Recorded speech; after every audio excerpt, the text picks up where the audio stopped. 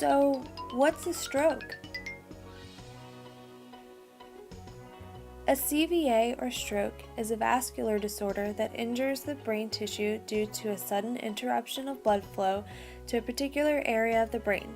There are two types, ischemic and hemorrhagic. An ischemic stroke is a blockage in the blood vessel supplying oxygen to the brain caused by a plaque. A hemorrhagic stroke is caused by a burst in a blood vessel supplying oxygen to the brain.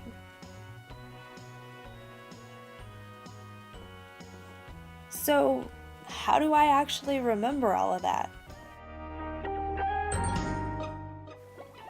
Think of the blood vessels like a water slide.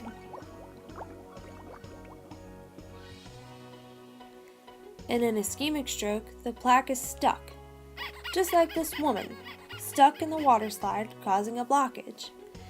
In a hemorrhagic stroke, the blood vessel is burst, just like this man has burst out of the water slide.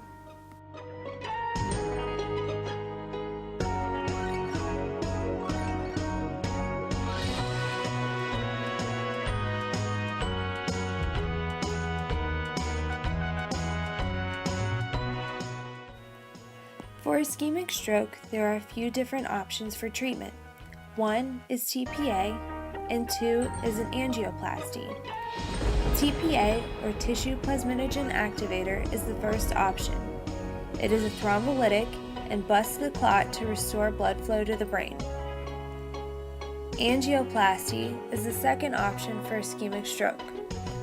It is a procedure in which a catheter is inserted into the artery.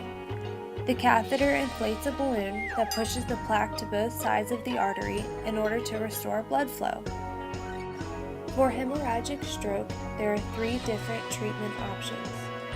1. Aneurysm clipping. 2. Clipping embolization. And 3. Arteriovenous malformation repair. Aneurysm clipping is a surgical procedure where a metal clip is placed on the neck of the aneurysm to prevent blood from entering the aneurysm. Because blood can no longer enter the aneurysm, bleeding is no longer a problem. Coil embolization is a surgical procedure where a small coil is inserted into the aneurysm, forming a clot that blocks the bleeding. Arteriovenous malformation repair is the repair or removal of the malformation of the enlarged arteries as well as veins in the brain.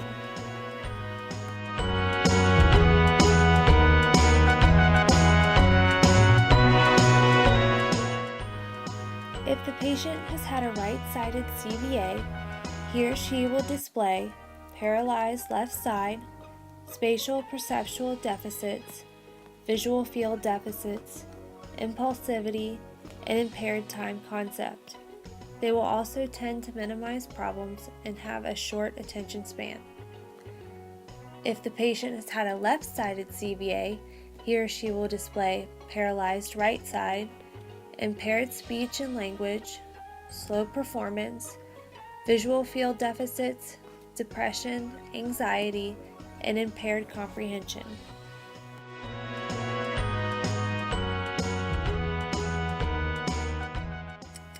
Intervention number 1 is to monitor.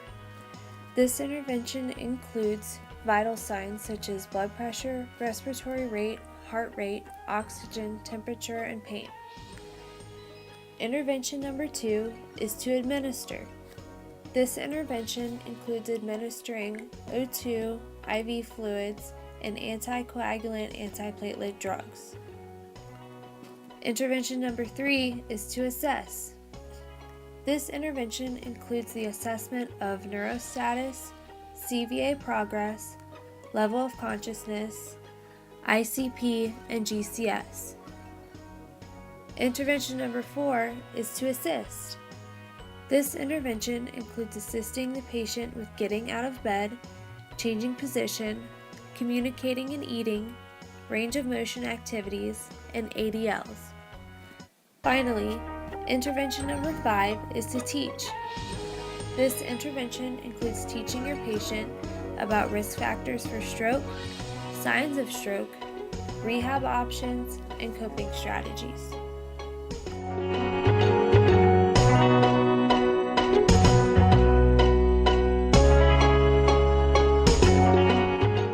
To recognize the symptoms of a stroke, simply remember FAST.